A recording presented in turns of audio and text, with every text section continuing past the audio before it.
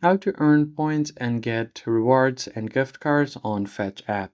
Hey guys, in this video I'll show you how you can easily earn points on the Fetch app to get different rewards and gift cards.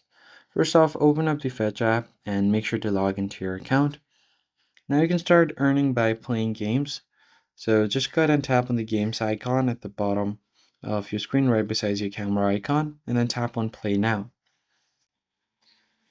Now from here you can allow tracking to and unlock rewards. So tap on allow tracking. And once you start playing games, you can see your name on the leaderboard, add new friends, and compete with them as well. And once you have your points, you could just earn different kind of rewards on the Fetch. So you can go to home screen to browse through the product catalog that you can buy using your points on Fetch. That's pretty much it, guys. If you found the tutorial helpful, be sure to hit the like button down below and subscribe to the channel. I'll catch you guys on the next one.